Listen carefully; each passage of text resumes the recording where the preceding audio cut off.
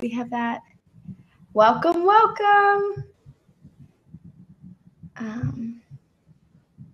Let me tweet about it. I was going to post an Instagram too while we wait for Jessica here. Jesse, I have a love-hate relationship with technology. It's true, because we can't hate it too much because it lets us do everything we want to do. Yeah. I'm going to turn off my overhead light. I feel like... Is that too dark? Oh. It's not too bad. I don't think it's too bad. Jessica's coming here. Let me... Hey! How are you? Oh. It's so fun Hello. to be able to chat live. I know. Awesome. Are you in your bedroom? Are you hidden away? I am. I'm in my bed, actually, because it's the only quiet place right now. My husband is downstairs with my 2 girls. So other than the bathroom, this is really only my private space right now. That's awesome. That's too funny. Yeah. How old are your girls? I have she is 14 months now. And then I have almost 3-year-old. She'll be 3 next month. Okay. That'll busy. keep you on your toes. Yeah. Just a tad. Definitely. Sounds fun.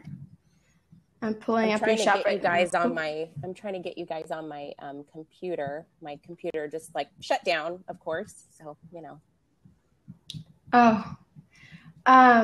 Okay, so do we want to start? Well, I guess maybe we should introduce ourselves real quick like we usually do in case you have new people. I think we've got a quieter group today, but that's kind of fun. It's just hanging out.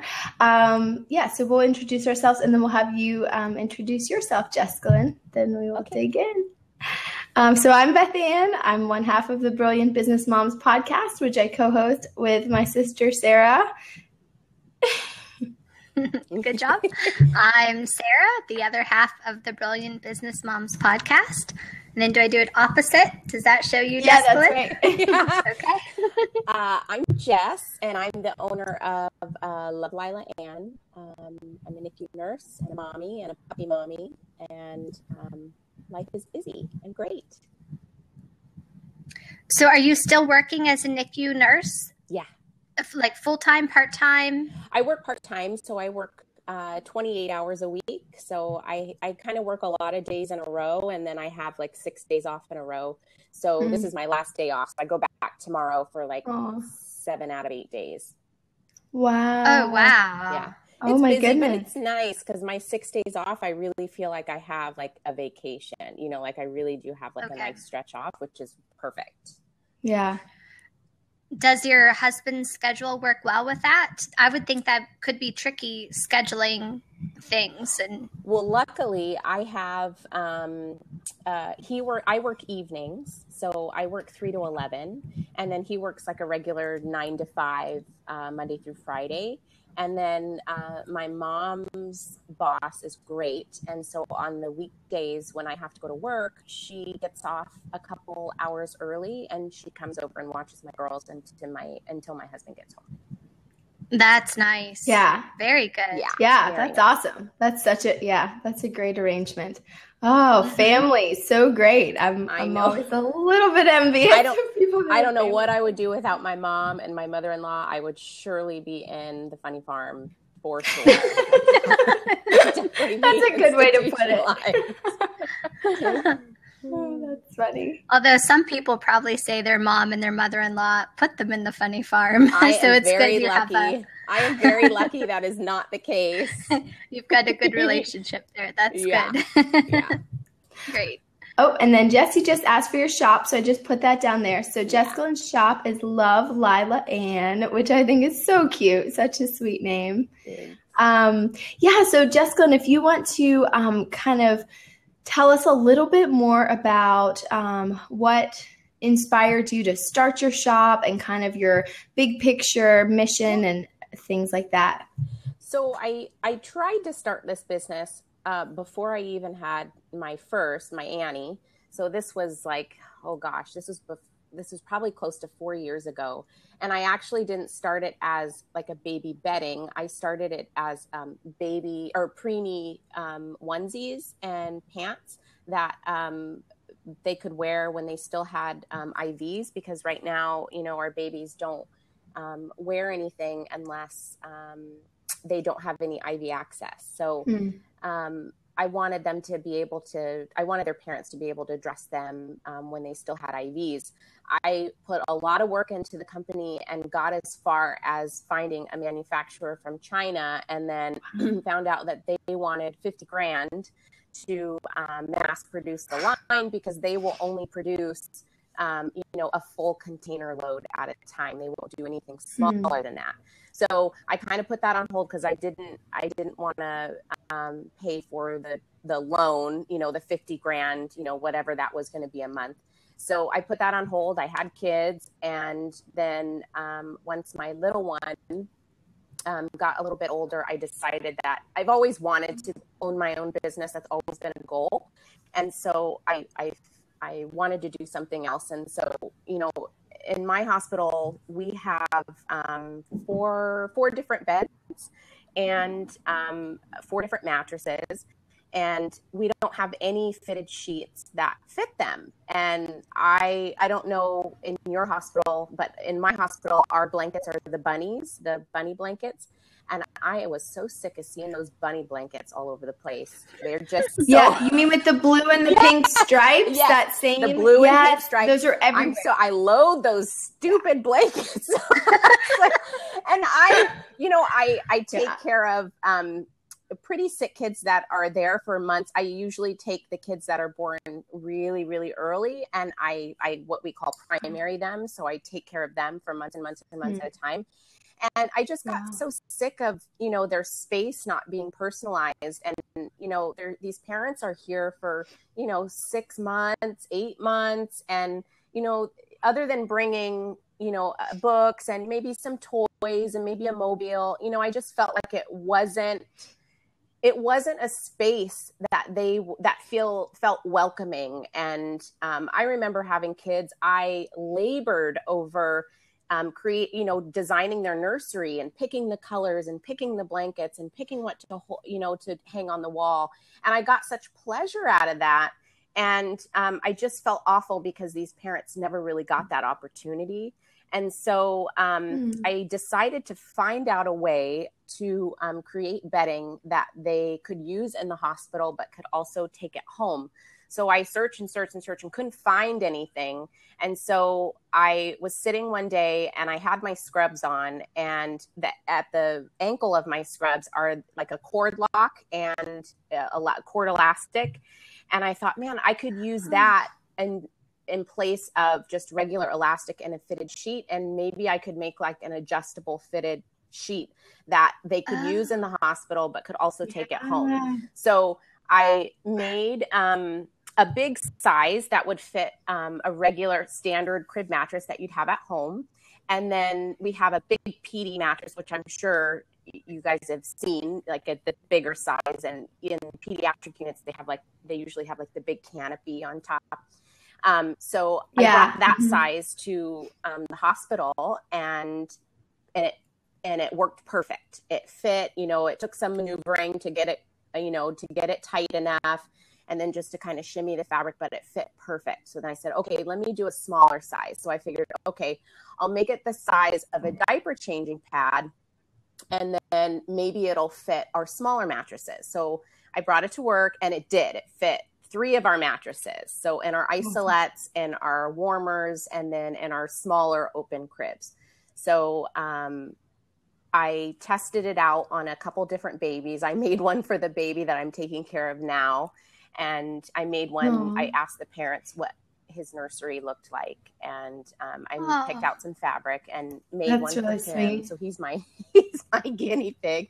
And then before that, a friend of mine had a baby. She's actually a NICU nurse too. And she had her baby a few weeks early, and I took care of her for a few days. And I used one of the prototypes on her, and it worked perfect. So I was really excited. So I just started buying a ton of fabric, which is fun for me, and making a ton. And Love Lila Ann was born, I guess.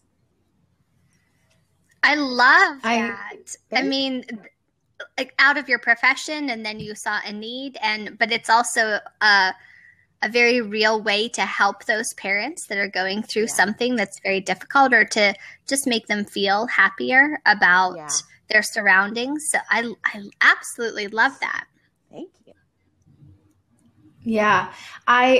Jessica, I feel like you have such a unique opportunity here because you are an expert in this area. You know, you work with NICU babies day in and day out, and combining that with this really like a unique invention really, you know, I think that's so cool. So pretty much all of your mattress pads fit not just they fit at least like one other thing, right? So you're kind of freezing for me. Is she freezing for you, Jessica Lynn? Yeah. Beth Ann? Oh no, I'm sorry. I was just clarifying. So like, for example, the diaper changing pad, that any of those fitted sheets you created would also work on the NICU mattresses, so right?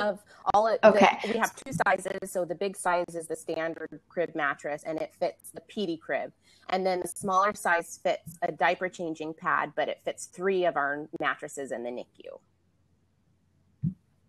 Yeah, that's awesome because too, then those NICU parents, it still is going to be a useful thing for them once they go home. You know, the fact that they can, take that mattress pad and go use it for their changing pad. So my hope was that, you know, even parents that don't have NICU babies and want to buy some bedding for their baby that has never been in the hospital, you know, when their child is done with their sheets, they could donate it to their local NICU so that their local NICU could have like a stash of stuff that their babies could use, their long-term babies could use.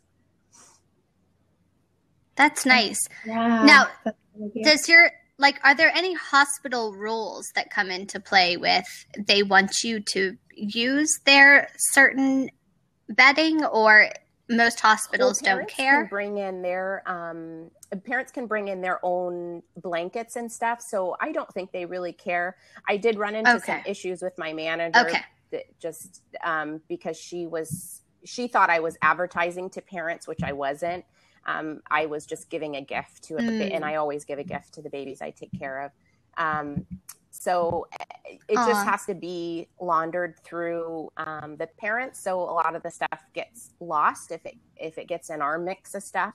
So I'm working on like a little leather tag, like a name tag that they could put on the cord elastic so that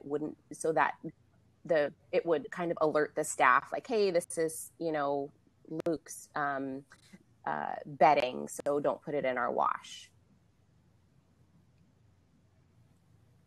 That makes sense. Yeah. Who did Julie Fuller use for her leather identifiers? I forget. I think she told us in her blab, but she she wasn't leather though. Well, it was wood. Yeah, it was wood. That's right. That's right. All this wood, I think is what it's called. That's I could look up wood, not leather. Yeah, I think they just do the wood tags, but I bet you could find. I bet there's an Etsy seller out there who does a durable tag that would work for you for sure. That is a good idea. So I'd love to hear, Jessica Lynn, kind of what you've tried so far to market your shop. And then I already have quite a few ideas, but I just kind of want to hear maybe where you're at so far. I've only really been open for a couple weeks. I advertised to like my Instagram following and my Facebook fan page that I was open, I think a couple weeks ago. I got a lot of custom orders from like friends and family and people that knew people who had babies. And so I've kind of gotten the ball rolling. I opened the shop a little bit prematurely just so I could kind of, by the time I opened, I'd already have some sales and have like a couple reviews. So people weren't coming to my shop like, hey, she's never had a sale. Who is this this chick. That's always the hard part. And then I took Hillary Rushford's Instagram with Intention class, and I've been trying to build up my Instagram following and trying to put into play the things that I've learned in that class. I want to put together a ebook, like a parent's guide to the NICU. So I'm working with some friends of mine at work to put like a hit list of things that would help when you have a baby in the NICU, and then going to use that to so that people can sign up for a newsletter. That'll be like their free gift with when you sign up for a newsletter when you sign up for my newsletter. So that's in the works, and then I'm in the process of taking what's her name? Melanie Duncan's Pinterest Power of Pinning class, and so I'm trying to. I'm working on my Pinterest boards and organizing them and making them look pretty. And I'm not even like a quarter of the way through that class because I was really focused on like making a bunch of products so that I didn't have like 5 items in my shop.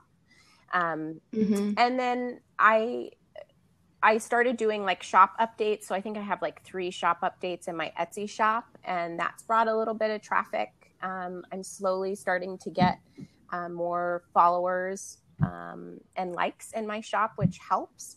And in the meantime, I'm always working on like keyword phrases, and that's been, I did the guide to Etsy, getting found on Etsy, and it was, I have read so many articles on SEO, and it just, I never understood it. I was like, I'm never going to get it. Like, I consider myself a fairly intelligent person, but I just don't get it. And your ebook was, I got it. I told my husband, I said, oh my God, I totally understand now.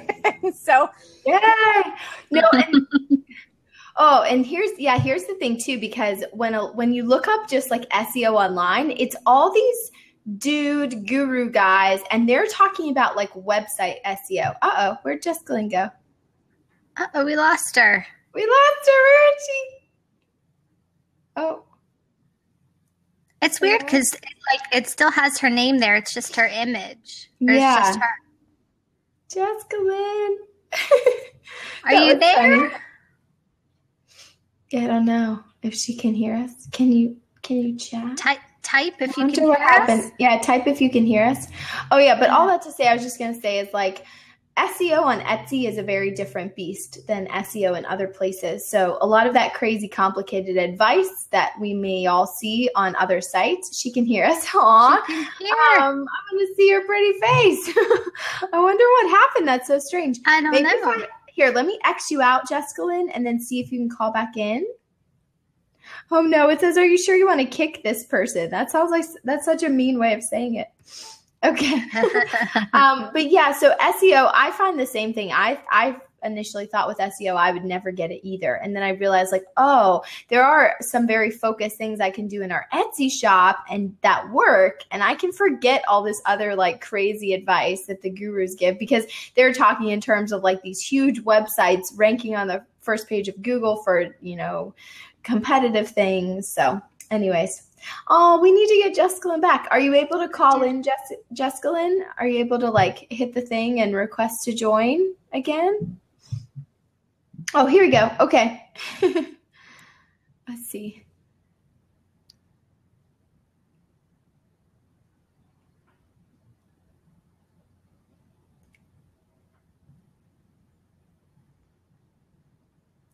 I'm going to cough while we're waiting. Sorry, everyone. Still trying to get over my cold. Finally getting a little bit better. Yeah, your voice sounds better. Your voice sounds a lot better. Oh, good. Okay, that's good. Yeah, I have several people that are waiting on their shop critiques, and it's like for the longest time we'd have a podcast interview, and by the end of the interview, it's like my voice was spent. So I think today I'm on the upturn. Bummer. So I hit the approve, but it's just not letting us go in. Okay, but she can hear us. So should we keep maybe chatting some things, some thoughts? Maybe we could answer Anna's question from Family Friend Twin City. We're waiting for Jessalyn. But sure. Jessalyn, was she on her phone or was she on her desktop? Because she said her computer shut down. Like maybe she would have better luck on her computer if she was on her phone before. If you can hear us, Jessalyn, maybe try desktop Chrome. Yeah, you have to use a Chrome browser. But yeah, okay. I'm sure she'll figure it out. Okay. I'm sure we'll get her back. Okay. Oh yeah, go ahead. You want to read Gianna's? Yeah. So, Gianna said, what is the first thing you should do to consider going on Etsy? You guys are inspiring me to help my mom get her stuff on Etsy. So I'm really curious if you're still there, Gianna. I see you at the top. You should still be here. What your mom wants to sell. That's really interesting. The first thing to do, I mean, just create an account and start going at it. Create your products and you learn as you go. And just my internet is funky, so I'm trying to switch it to my husband's hotspot. I'm trying to get his password. Okay. Yeah. We always have internet problems here too. Hold on one second. Goodness. Yeah. I can hear you. Okay. Okay. Oh, yeah, it says poor internet signal for her. Okay. Oh, yeah, if you want to keep going with the answer to Gianna's. Yeah, I mean, that's the first. It's easy to set up an account. It's easy to set up your shop. Etsy pretty much walks you right through the process that you need to follow to set up your shop. Yeah. It's important to keep adding to your product line, but I wouldn't hold back until, don't wait until you have 50 products to open. Just open with a couple and then keep adding. Yeah. Just get started. Yeah. And you'll, and it's really, really, you can get an Etsy shop set up in a day, I mean, the bigger thing is your header needs to be 760 pixels wide by 100 narrow. So if you set that up in PicMonkey and I see a lot of people that spend so much time on their branding and their business cards and everything else. I recommend just getting started first. I mean, yeah, it's nice if you can get a pretty header, but it's more important to get started and start learning how to make sales, I think. So yeah, you can get your header up. I think another good recommendation is look at what other shops are doing to get ideas for what you should include in your policies, or maybe how you should phrase the about page. You can get a lot of ideas from what other people say. From other sellers. And because I've realized by doing that, we should probably include that in our policies, or so that's helpful. And even descriptions. I mean, I always recommend really nice long listing descriptions. Including more keywords is better for SEO. But if that's going to prevent you from getting started, then don't even worry. I mean, just include the bare minimum to get started, and you can add more later. Definitely with Christmas on the way. Let's see. I was just going to say to finish up. Sorry, what were you going to say, Sarah? Anna's question. That with Christmas on the way, if your mom wants to get started, now is the time. I think we said it in an earlier episode. We started our Amateur Naturalist end of November. And because we were open right around Christmas, we got those early sales, which I think really helped. So if she's interested, do it now. Now is the time of year to get started on Etsy. Yes. Even if you've never made a sale before. And Jessie here says she started with only one item in her shop. So just start.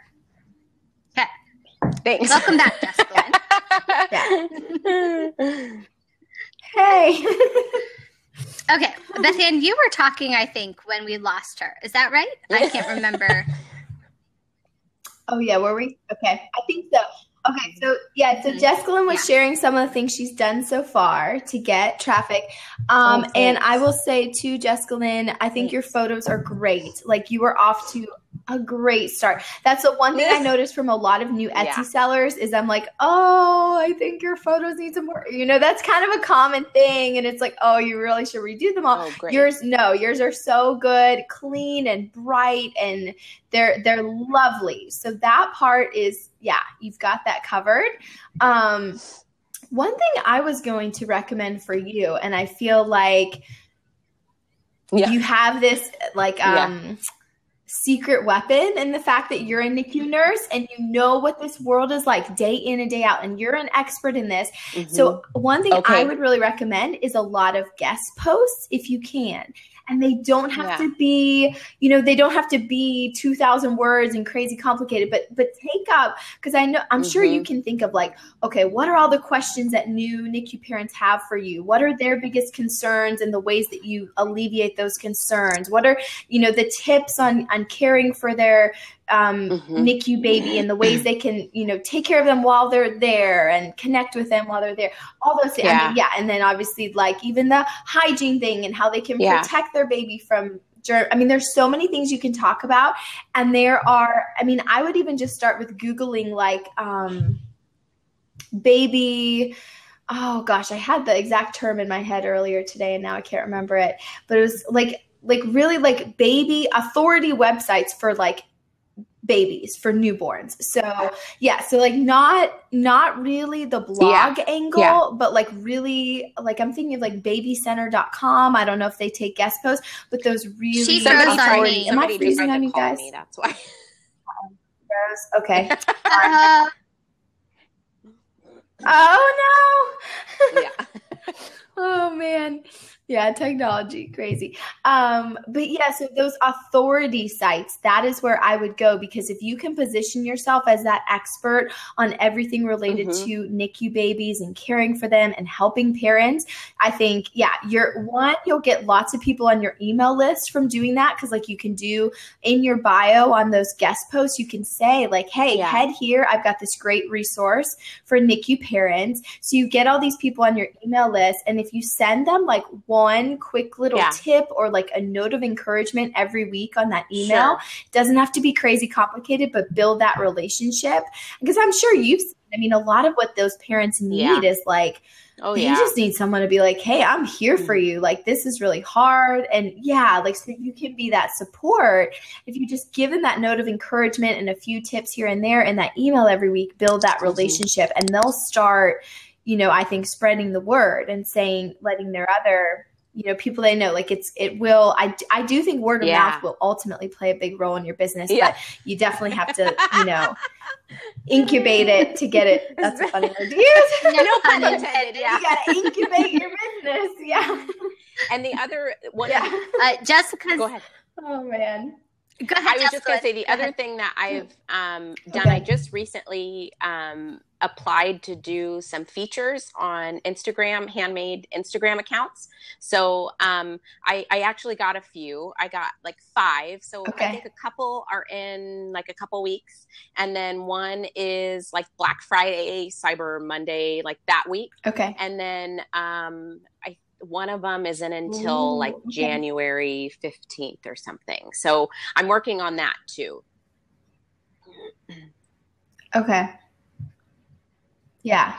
Awesome. Yeah, that's perfect. And now I don't know either. I've never tried on Instagram to look, but there's got to be some hashtags that like NICU parents. I've been trying to target that, using. and then and maybe you already know. And trying to target people that are pregnant that maybe don't even have preemies, just moms that are designing their nurseries. So I've been doing that too. Yeah. Okay. Oh yeah, I see NICU has 119,000 posts. NICU grad, 23,000 some posts. NICU baby, 16,000 posts. Yeah. So even those ones, there's, that's definitely one recommendation too, is just like, and I know Hillary in her course talks about saying hello or whatever, but like for some of these particular, like, NICU baby, just popping over and saying hi and just saying like, oh my God, your baby's adorable. I'm a NICU nurse. Like or what, just connecting with all of these parents on that genuine level. Obviously, but I know obviously on, we all have limited time. So especially if I'm working, I'll do it on my breaks, on my lunch breaks. Or before I usually get to work a little bit early, so I have a little bit of time to do that too. Speaking of connecting with NICU parents and moms, are there private Facebook groups out there? Oh, that's a good idea. That are like support groups? for NICU moms, and then if you were contributing your helpful advice from the NICU nurse point of view, but then also pointing them towards your shop as well. Yeah, that's a good idea. And it looks like Jessica was asking, I may have missed it, but is she going to do a blog as well? And you're not planning on doing a blog, No, I wasn't correct? planning on doing a blog. I just, I don't think I have time to really do it well. And if I'm not going to do it well, I don't want to do it at all. Right. Yeah. Right. Yeah. And I honestly think, cause it takes so much time and work just to get a blog, like the traffic on a blog up and going. I think you will be way better served by taking your knowledge and guest posting other places and then just pointing them to your email list and pointing them to your shop. But I do think guest posting could be amazing for you. I think you really could establish yourself as an authority in that NICU space and like, you know, yes. You are. Oh my goodness. And I mean, I've worked in pediatrics and just like floated to the NICU, and I did my preceptorship was in the NICU. So that should show you right there. I learned just from my preceptorship, like, I don't think I have the skills to do this particular nursing job well. I mean, you NICU nurses are experts. Like you are on this you're on this focused, you care for this very particular kind of patient. I mean, I'm always so impressed when I float to the NICU at like all the little things you guys know and the ways that you care for those babies. I mean, you're an expert. So I'm telling you that. I've slapped a doctor's hand many a time and told them to stop touching my baby. That's too funny. Speaking of being an expert, though, Jessica, I totally agree. You are. That's what you're doing day in and day out. And I love your ebook idea, but I almost wonder now, I don't know, maybe it's good enough to be like an ebook on Amazon. And like if it's big enough, long enough, great enough, which I'm sure it will be, awesome. And if you get advice and tips from other nurses that you work with that you could include in there as well. I mean, that to me sounds like a great book on Amazon, because those parents are thrown into your world unexpectedly a lot of time. They're going to be looking for resources on how to get through it or what they do and don't know. And then, so maybe you could pull bits and pieces out as your free opt-in offer. But I don't know if it works out. You don't need that many pages to make an ebook on Amazon, and it reaches if it's like, sorry. I mean, I think 50 page. Oh, that's okay. That's okay. No, but I agree. I think that's an awesome idea, Sarah. And even just like 50 pages in Word is enough to make that into like an ebook. And even if it was less, if it was 25 pages in Word and it becomes a $3 ebook, that still is going to be this really helpful guide. And parents are going to be like, oh, wait, this is like by a NICU nurse. It's going to help me out. Yes, I'm going to pay $3 to get this information. Yeah. And that's one more way, like just getting found on Amazon. It's just one more way to bring people, make them aware of you, establish yourself as an expert. Even though, our book, Time Management Mama, which we have on Amazon, it has definitely grown our email list. I mean, we've definitely, because we linked to, well, we had a couple printables, I guess, that people could come and get that we link to in our book. So, and when to get the printables, they sign up for our email list, and it has added several hundred to our email list through the ebook. Now, how did you guys initially get people to sign up for your newsletter? Yeah. Did you do like any kind of promotion?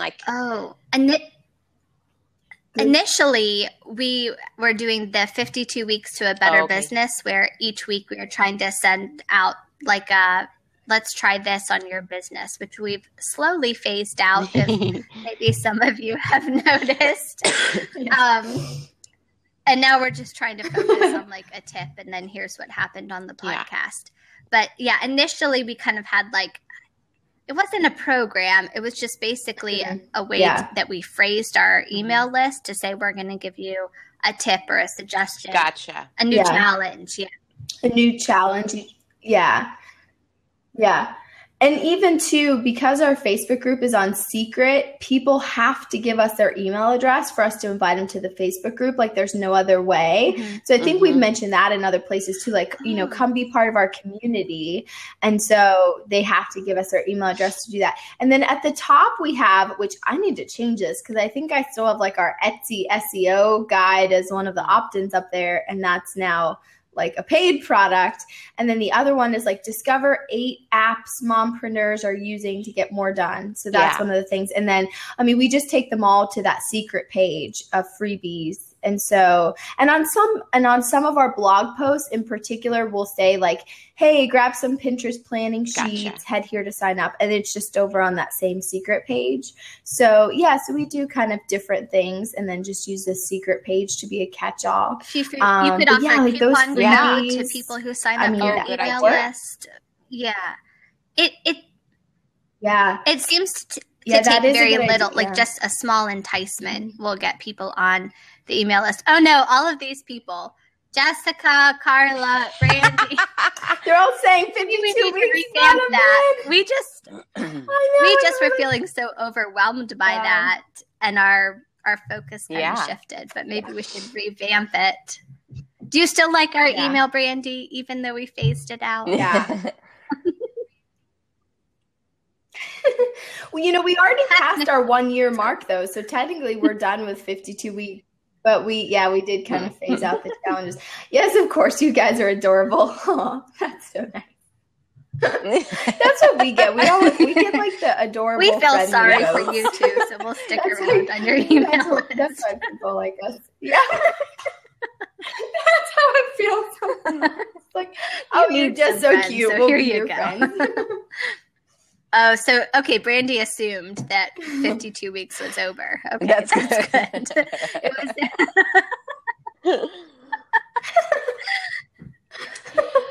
Oh, my God. And how did you find us, Jessica? I'm curious. I don't even remember. It was podcast. It was the podcast. I went on the podcast app and I think I searched Etsy. Oh, okay. And so I found you that way. And then, of course, I stalked you everywhere else that you guys are. And here we are. We love stalkers. Love it. Love it. Okay, so Jessica has a question. How do you build your email through Etsy, or how do you ask for their email if Etsy is your only platform? So you can put a link in the top info section, and you can put a link. Now, these are dead links, correct, Beth Ann, on your About page as well. So people have to copy and paste in order to get on there. Yeah, but you can do in your thank you message, I think it's a live link. So when someone buys, then you can link to, I should check that. I think that one is live though. I'm pretty sure. So once they buy and you send them the thank you message, it'll have a link to your email list. And so, Jessie, the way that it works is like if you would get MailChimp, for example, and it's free to get started on MailChimp, they'll give you a special you can go in there, customize your sign up form, and then they'll give you a little sign up form URL. It'll be like EE-Pearl, It's like a very strange URL, but if you put that URL into your browser, you'll see that like, oh, MailChimp like literally hosts the sign up form for you. So you don't have to have your own website. You just take them and there you can customize it to make it look pretty and match the feel of your Etsy. Yeah, colors, photos. Yeah. And exactly. And Jessica. But then also if Jessica Lynn guest post, then she could use that same email sign up link in her bio on the guest post as well. So yeah. And you'll link there and you can just say right on that page, like sign up to get your free ebook or free checklist. You can put it in an Etsy listing too, that link, the email sign up link from MailChimp, but that will be a dead link. But if you have an enticing reason offer in your description, then you might get people. I mean, it's so easy to copy and paste. I mean, you might.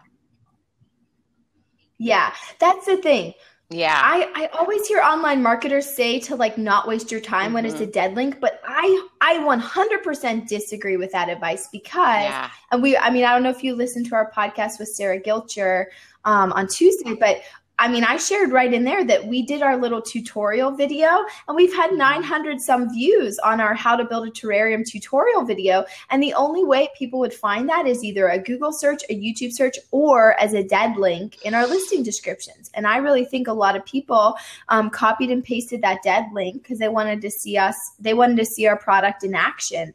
And so, yeah, I say don't worry about if it's a dead link because I think with your opt-ins and your audience, I think it will be enticing and enough of them are going to be like, oh, yeah, I do want that freebie. I do want that guide on how to care for my NICU baby, or I do want that. You could even you could test out maybe one specific for NICU parents, and definitely like the ebook on Amazon for NICU parents would be amazing. Just for any. And then I would also maybe test out one that's just for any parents of babies, like some sort of care guide or something or other, just to get more people on that list, because you never know too when like those parents, one, your products are still super helpful to any parents with babies, but two, you never know when maybe their next baby is in the NICU or a friend of theirs then has so if you had the Amazon book, okay, this is totally kind of a different direction, but it will support your business, so we'll just go with it.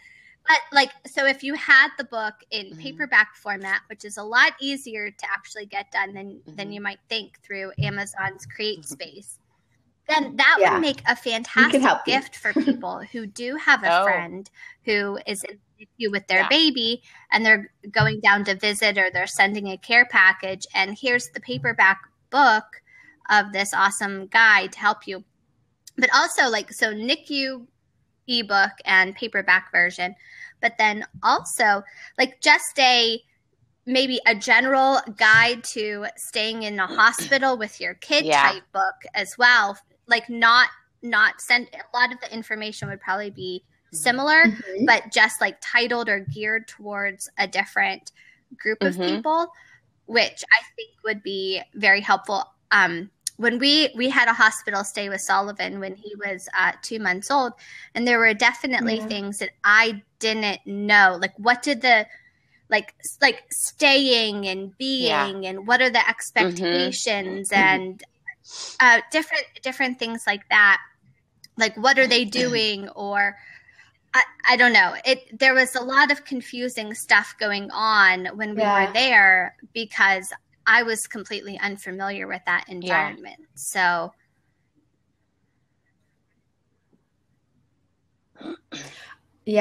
I think that's great. That also sparked in me, if you had a paperback book, and like Sarah said, even, two different ones, one that's the hospital for all parents whose kids are in the hospital and one for the NICU parents.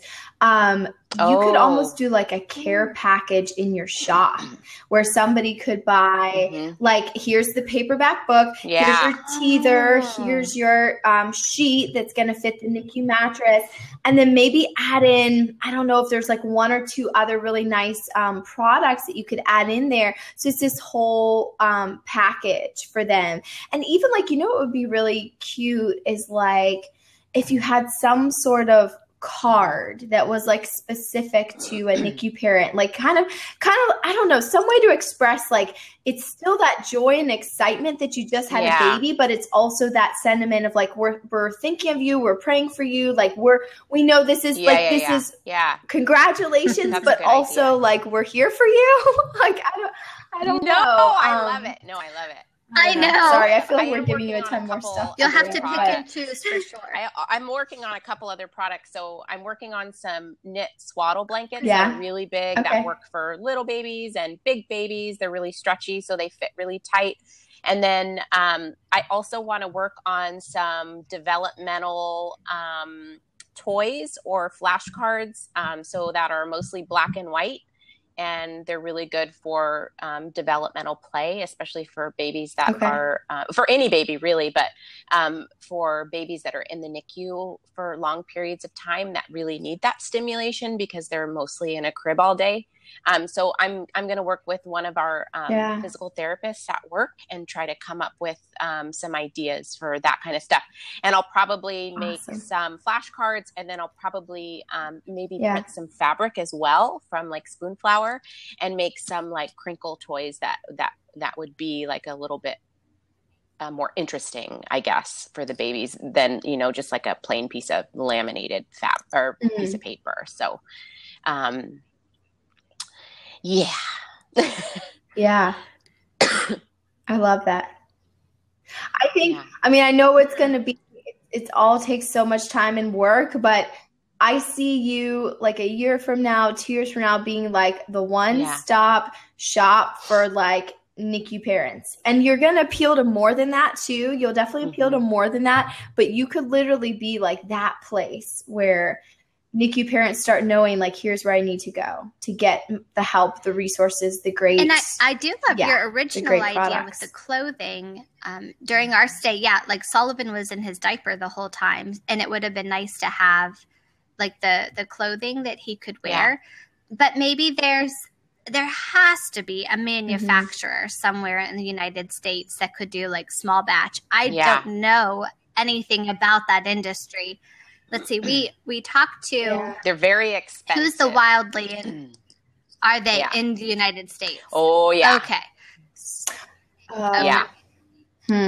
Yeah, like Wildly Co. Yeah, Haley Morgan. Yeah, and I was even going to just do it myself, but I don't know how to use a serger. So what I was going to do, because I have the patterns, I had the patterns professionally made years ago. So I have everything. It's just a matter of, because I did find somebody in my neighborhood that was going to help me sew. She's a master seamstress, but she backed out at the last minute. She was just too busy. So I had to just kind of put that on hold. And then I've been contacting other cut and sew fabric companies in California, and I would have to charge like an enormous amount of money for a onesie, which I don't want to do because their price is so high.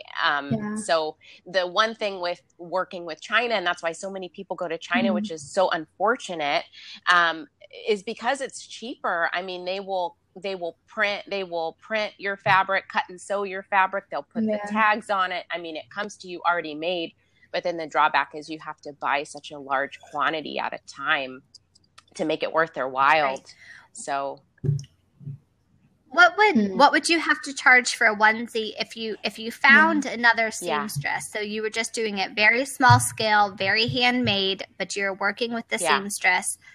How much do you think you would have to charge to make a profit on a onesie? I think one cut and sew company said that she would probably charge me like $12 a onesie or something, like 7 to 12, like it's crazy.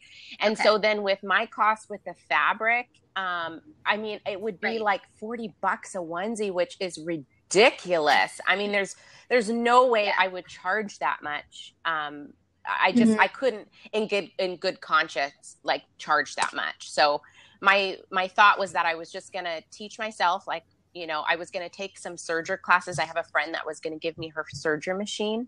And I was going to take some classes at our local sewing store or sewing machine store and just teach myself how to do it.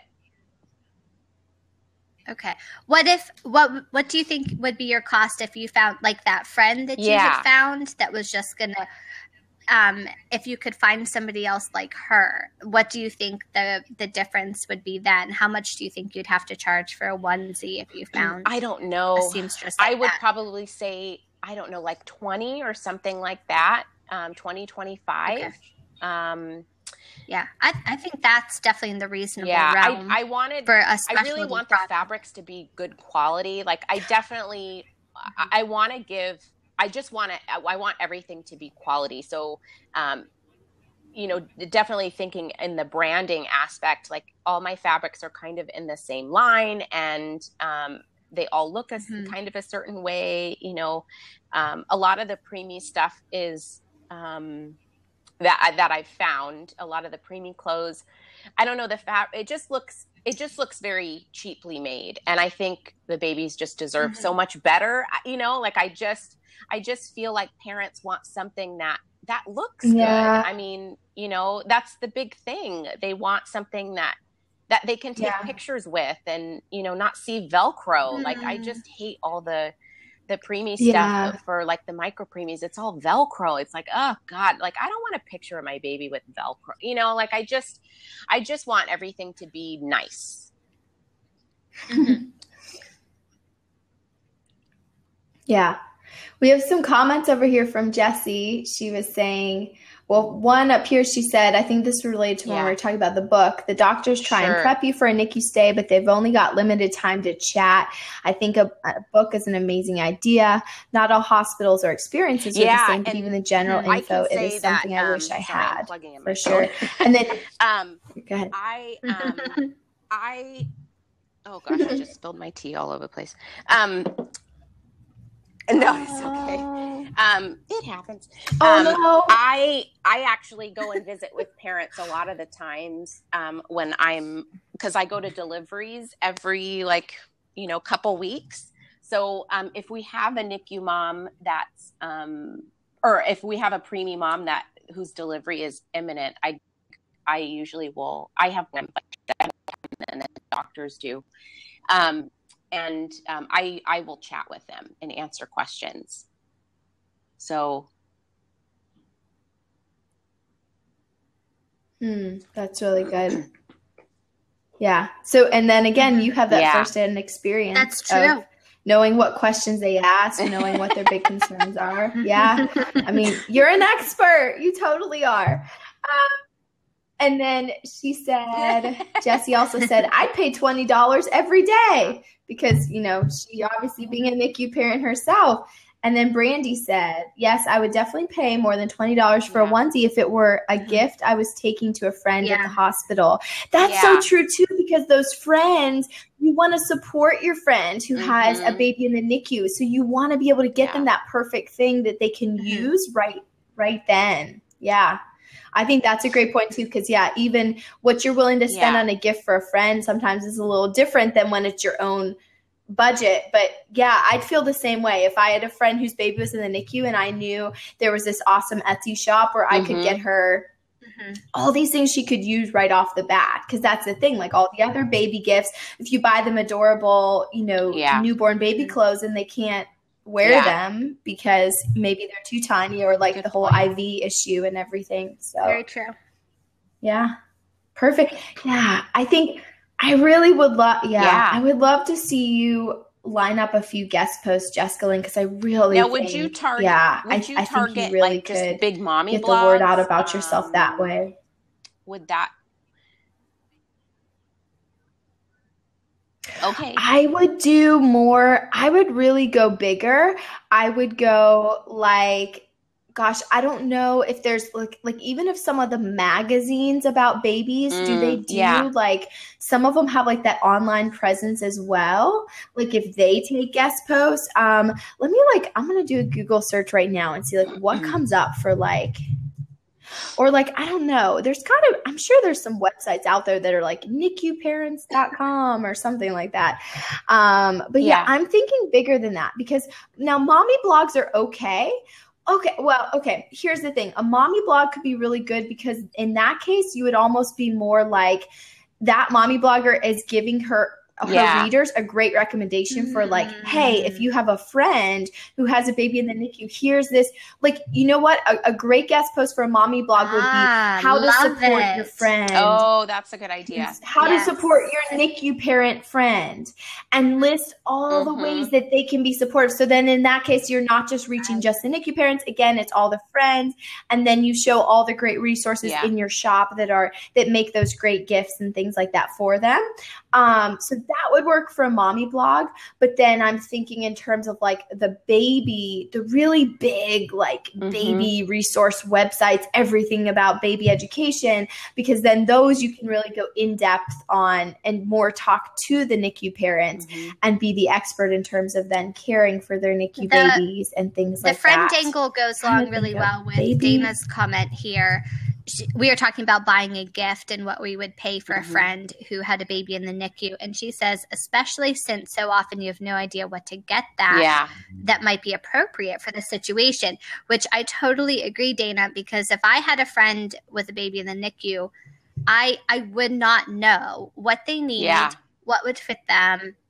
I would have no clue what to buy. So if you have the clothing and the crib mattresses and the paperback book and the care package idea that Beth Ann had, I mean, you would be like a great one-stop shop for a concerned friend who wants to support another friend. And let's see, Carla says they may not know either. It's hard to field questions of what do you need when you're going through a crisis. Absolutely. Oh, yeah. These parents are so overwhelmed. They don't want to return phone calls. And often I tell parents, don't return phone calls. You need to designate an information person, and you need to be there with your baby and just forget everybody else, because everybody else can wait. And you need to just focus on your time with your baby.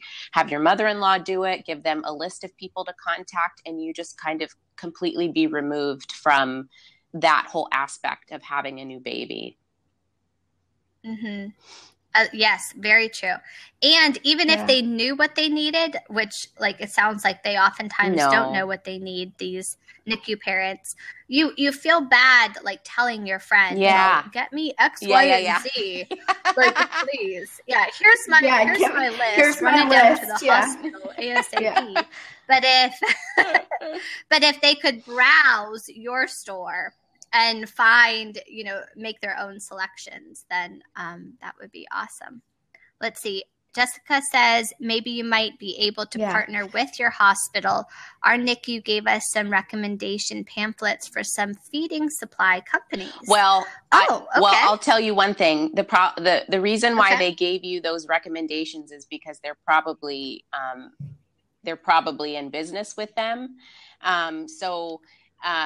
My hospital is not going to promote my business because they have no stake in my company. So that's actually really frowned upon. So that's not going to work. I wish I could, because we have a little guide, not a guide, but like a visiting policy, or, and we have breastfeeding classes and that kind of stuff. And it would be such a great resource to parents, but legally, I'm not allowed to even mention it. So. Okay. Yeah. Now, but what about other hospitals that aren't I have yours, friends that where you don't work, Jessica Lynn? Because I could ask them if maybe that would work. Yeah. You're right. It wouldn't be like a conflict of interest because I technically, I don't work there. Yeah. Okay. Yeah. You wouldn't. Yeah. That's interesting that Jesse said we got tubby protectors from an Etsy store that was recommended through the hospital. I'm curious, was it a big hospital or was it like a community hospital?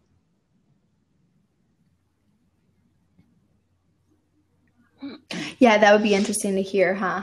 Because that's the other thing, Jessica, and while you're still building up your inventory, what if you came up with a whole list of like shops and great resources for NICU parents, and yours would be one of them, but you could list like, here's great for this, here's great for this, here's great for that. Oh, by the way, I'm great for your, your crib sheets and your this and that, like, but have a whole list of the different places, and then you could maybe get in touch with hospitals with that, just kind of like, hey, thought this could be a great guide for you, or Jessica said the hospital is very large. I'm surprised. That's amazing. I'm curious what hospital it is. Maybe you could send me a message and tell me what hospital it is. Right. So clearly some hospitals are open to supporting any size business if it'll help their patients. Well, way to go, hospital. Yeah, right. That's how it should be. Right. I think it should always be about the patients. I mean, it should be about making their stay better and making their experience better. That's how I've always felt. But, some hospitals treat it like a big business, which is unfortunate. So. Yeah. And also I just searched NICU on Amazon and books, and like a lot of what comes up are like nursing books and doctor, you know what I mean? Like educational books. There's a few. Okay. So I see one, it's called Preemies, second edition, The Essential Guide for Parents of Premature Babies. Yeah, so I guess there are a few, but a lot of them are more for the medical people themselves. Yeah, always room for more. I think there's totally,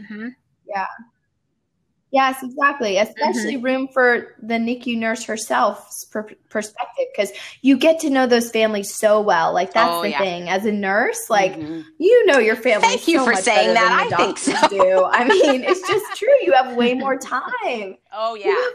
Yes, we have way more time Especially with them. us, Like it's we just, are that's we are just, literally that's at just their how it bedside is. We get day in and day like out. we do not leave. So I mean, we don't have we don't have a nurse's station. We are in the room. Yeah, there's with no the babies at all times. So yeah, you're the Oh yeah. You form some tight relationships. That would be terrible. And, but Jessica, have you ever had to be with parents that are like awful? Oh, girl. And you have to be around them all the time. Oh, girl, I have some stories. And it's only getting worse. It's only getting worse. No. Oh my God. But you know what? The good ones make up for, the good ones that are appreciative and are just all about the babies make up for the not so great ones. But I try to always keep in mind that they're kind of going through a crisis. So any little I don't want to say character flaws, but any kind of like anxiety or anything that they have is only going to be like magnified a million times because they literally are in this crisis that they've been thrown into. But yeah, some nights are tough. That's for sure. Yeah. Oh, yeah. I can't even imagine, because for me, it's more like, well, we had some patients who would be in and out of the hospital for months and months, and you're always like, we get those too. No, it's like, oh no, they had another. Like, I know it sounds terrible. It totally does. Most of them, it's like, oh my God. Yeah, but most of the time they're great. But then, really like you said, you really do create these strong bonds. And I am still in contact with most of the families that I've, been with, especially the ones that I've taken care of for months and months and months. And thanks to Facebook, you can always kind of keep in touch, which is great because you can see the babies, and we have NICU reunions, and you can see them when they're 5 and running around and talking. Yeah, so that's really great. That's fun. Yeah. That's awesome. Yeah. That's really cool. Yeah. That's awesome. Yeah. Just, man, all your wisdom with all the kids you've cared for and seen those babies go from, brand new. We used a guy on Fiverr to format the ebook for Kindle. And I think I tried to do stuff on my own first, but I think I could have gone just right to him and been like, hey, can you do this? And so did you just write you wrote like a bullet point and kind of expanded upon those ideas, and then you just gave it to him and he organized it?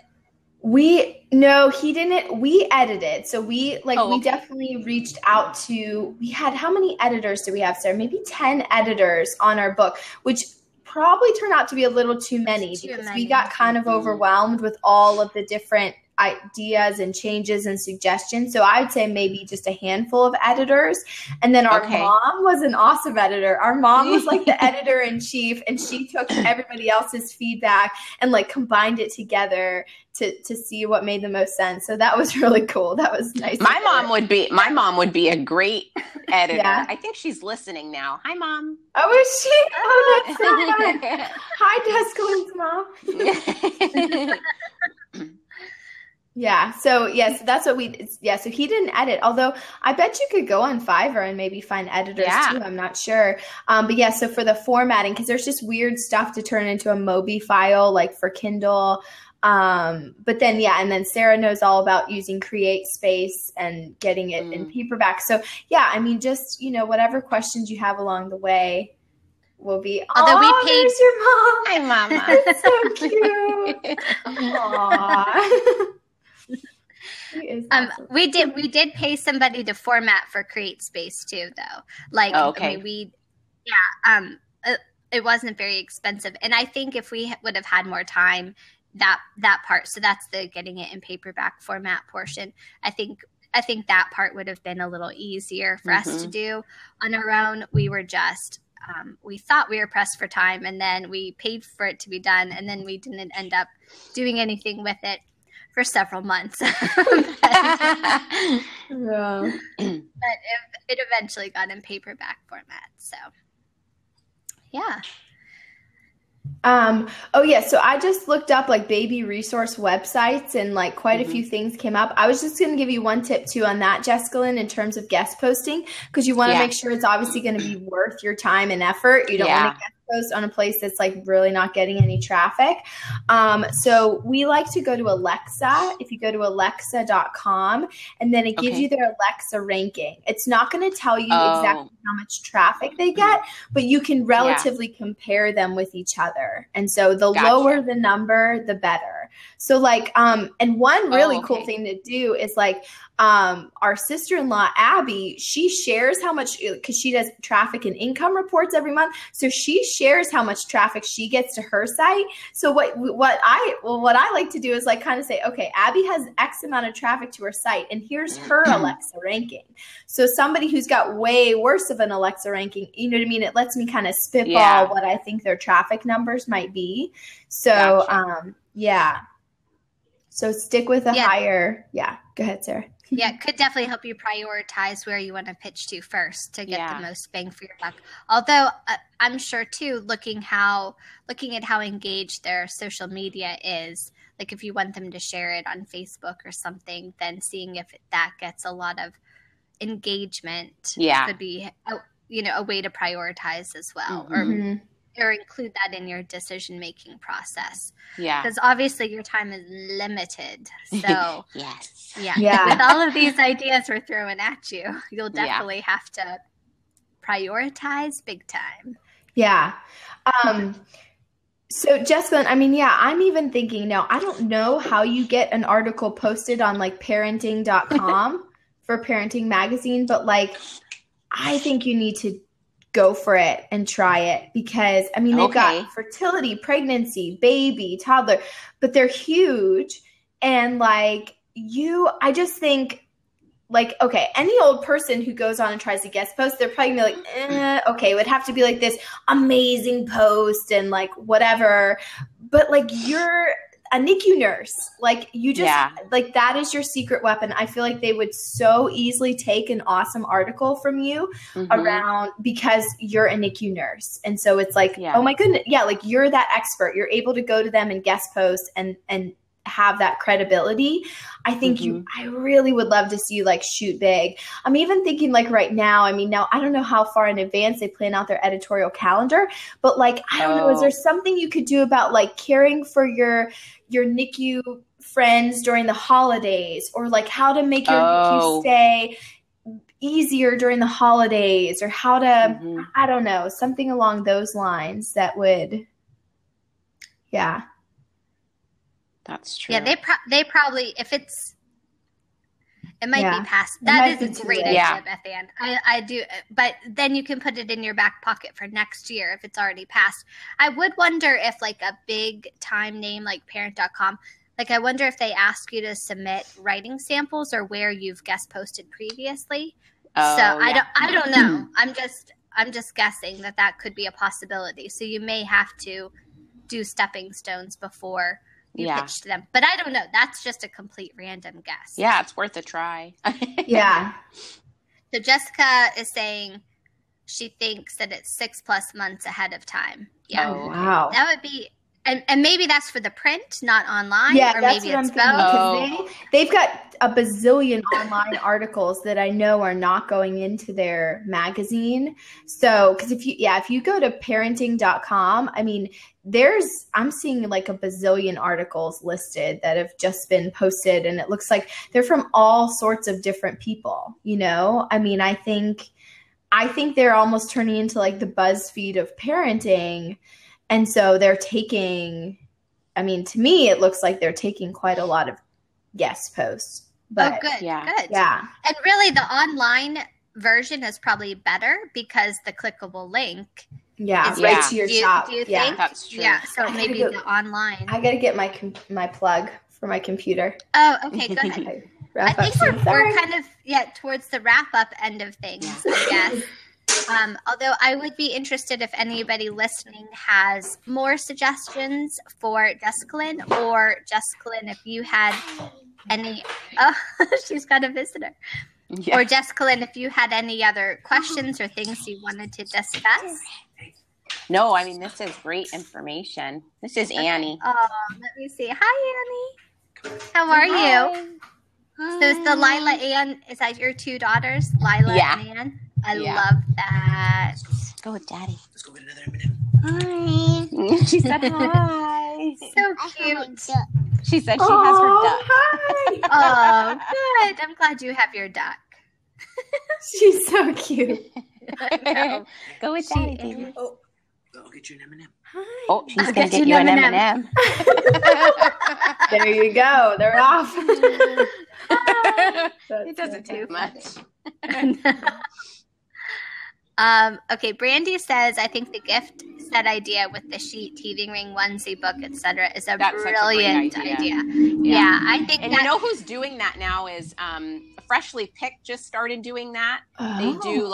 They do the moccasins. They do I think they do a hat and like a baby onesie, and then a robe for mommy, and like a little tote, and they offered that. I think it's called like the Bringing Home Baby set, and that was like a huge seller. Wow. So I think that's a great idea. Yeah. Mm-hmm. Yeah.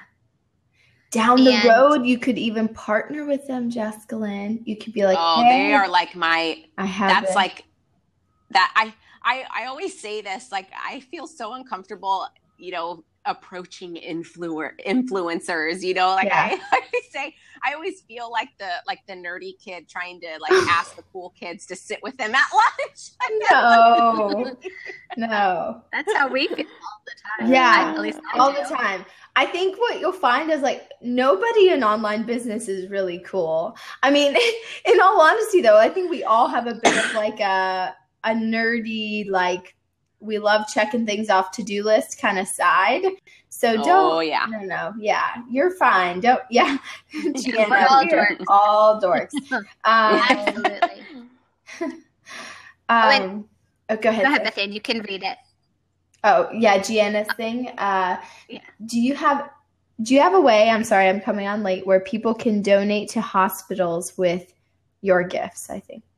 Oh, that's a good idea. I do donate 10% of my profits to March of Dimes, and then I started a March of Dimes. We walk every year for March with Babies at Sacramento Capitol, so I started a group, and I have a group through my hospital, but I started a Love Lila Ann group, and so I'm every month with the 10% profits, I donate to that group. And then I have a link in in every listing to that page, so people can either virtually walk with us, or if they're in the area, it has a link to the actual march, so people can join us. And then they can, of course, donate to that cause.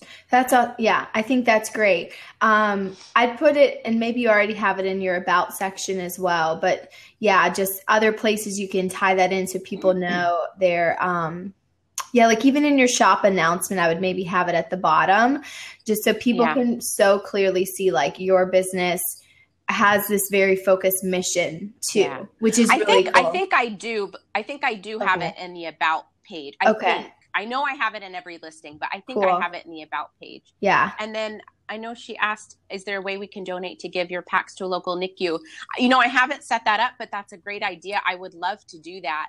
The baby that I'm taking care of now, his mom gave me a little, $40 gift certificate to Joann's, which of course is happy day for me. Yeah. And, so what I was planning on doing is just spending that money to get fabric and then make some more and just kind of pay it forward and give it to just drop them off at like a couple of the NICUs in the area and just find some cute fabric that's maybe on sale so I can get a little bit more bang for my buck and do some cute things for the local NICUs. But that's a good idea. I will definitely look into that. And maybe that would be a good way to get your foot in the door with other, if you want to be recommended at other hospitals, like with the donation, when you, I don't know, although that could get pricey as well, but I don't know if that would help them decide to want to talk about you in their brochures or something like that. Yeah. So. Yeah. That would be great. I love your about page. I was just reading it on your shop and it's so good. And it's just so clear, like where your heart is at. We get to know you on this page and then your mission for your shop. Like it's so good. I mean, that's just, I don't know. Your business is one that I'm just so excited about because. Oh, thank you so much. Like you're solving this real problem. You're an expert in this area. Like you just, it's the whole package. Like, I know it's going to take like a lot of time and work to make it big, but like you have, I don't know, you completely have the foundation there. Like you have everything you need there. It just, obviously takes time and work to develop some more products and get the word out. Right. Gianna said, Gianna. Yeah, Gianna. Sorry, I always have to think about it, Gianna, and make sure I'm saying it right. She said, our hospital gave us a baby blanket with our healthy baby. I think that would be a great thing for hospitals to give to hurting families and scared families. Yeah. So if some hospitals are already giving a blanket, then maybe it's not a huge step for them to give something to a NICU family as well. Yeah. Like and unfortunately, I think unfortunately our NICU parents kind of lose out on, I think they still get, our hospital used to give like a diaper bag and used to give like a little blanket in there and some other stuff. And I'm trying to think when I think they stopped doing that. And I don't see our NICU families really getting a lot, which this committee called the Caring Committee. And so we donate money and we have raffles and that kind of stuff. And we use that money to give back to our NICU families, especially the ones that are there for very long periods of time and maybe need a little bit more help. And then, so that helps. But unfortunately, it's been kind of a nightmare trying to work with my hospital. And, I think our unit as a whole, our unit, we've just kind of taken upon ourselves just to help our families, ourselves and not really relied on the hospital. But, we would rather do that than see anything at all. Yeah. I think with my kids, I got a diaper bag, but it was sponsored by like Enfamil or Similac or whatever, and that's why I got the free diaper bag. And which they're not doing anymore because they're pro breastfeeding, which is great. So very anti-formula. It's like it's treated as a medication now, so not really partnering something now. So that's a shame. Well, I mean, like I understand that breastfeeding is we probably shouldn't get into that. But to treat the other option is like, like I don't. Like that seems a bit unfortunately, it makes some of the parents feel very guilty. Right. And I know personally with my first, we had a very, very rough delivery, and she just didn't really want to eat. And being a NICU nurse, I could and she was very bruised. And she was very dehydrated, which being a NICU nurse, I could see. I noticed right away. And so she wasn't really breastfeeding.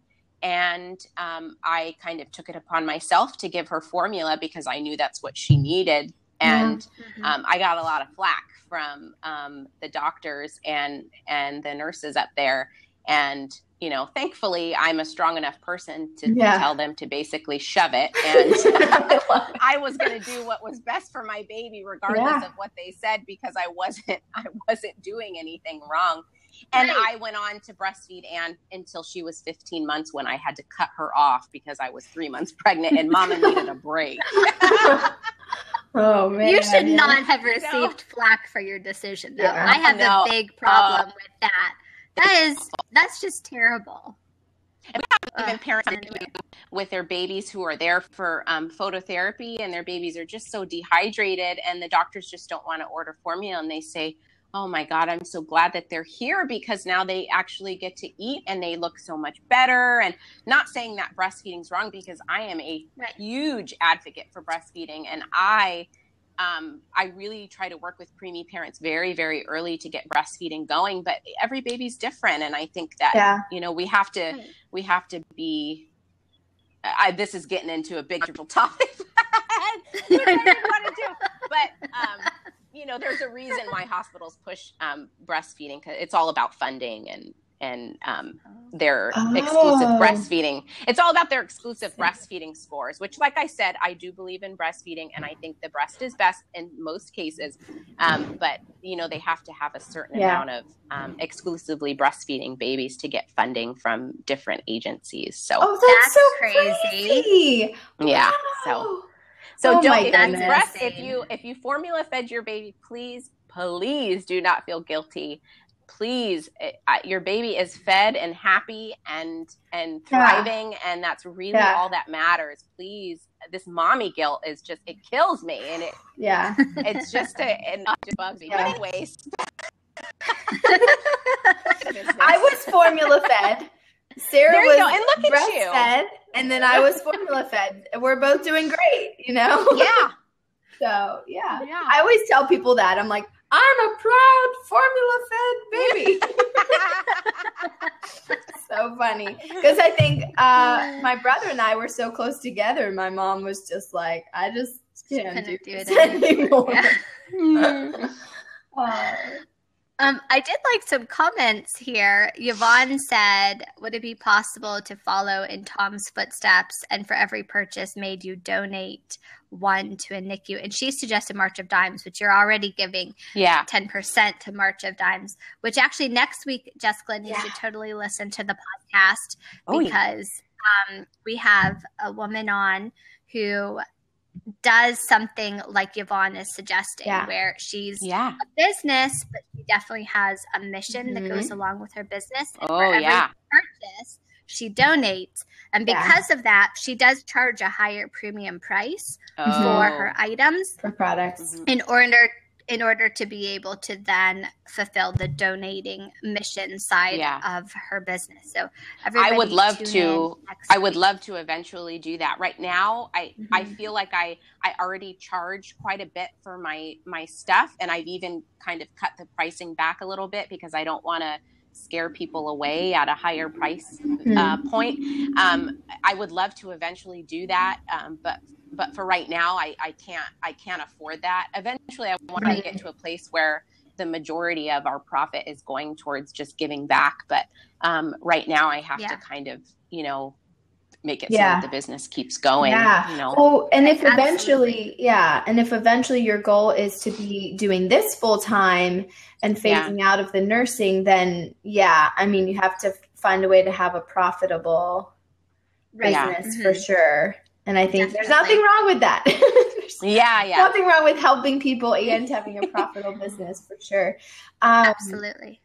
What was I going to say real quick? Oh, another great thing I love though about your business is that it's great all year round. Like, you're not going to be a business that only sells at Christmas time, because there will always be people having babies and the whole, NICU babies all year round. So I love that. And another thing I think you could do is reach out to magazines to be included in their, I don't know if you'd call it gift guide, because we're getting past Christmas gift guides, but in their great products for parents, or, like those kind of things. I think your bedding is so cool in the way that you've use that gathering mechanism to make it fit for more than one thing. I think you could also reach out to them and say, hey, I have this really cool, innovative product that, because parents are going to look at that and go, oh, that's a really good idea. So that is a good idea. The gift guide idea. I have to my husband has to get to work. Yeah, I was just going to say we've been on for quite a while. That's okay. It's so much fun. And all your keyword stuff is coming, Jessica. My voice is finally better, so you should have it by the end of today. So please, nurse to nurse, please take care of yourself. That's all that matters. Oh, thanks. Okay, yes. So I guess, let's, if you want to tell everyone one more time, the best place for them to find you online, Jessica. Okay. I am on Facebook at Love Lila Ann. I'm on Pinterest at Instagram at Love Lila Ann, and Etsy at Love Lila Ann. Very easy to find us. I'm going to type it one more time. Yeah, thank you so much for this, Jessica. And this was so much fun. Oh, thank you. It was really fun. Good luck so and much, keep guys. us updated on how it goes. Absolutely. Okay, good. Bye. Okay, see ya. Bye, everyone. Thanks for joining us. Yes, thank you, everybody. It was fun. Good comments and suggestions. Oh, yeah. See ya. Let me X you guys out. Oh.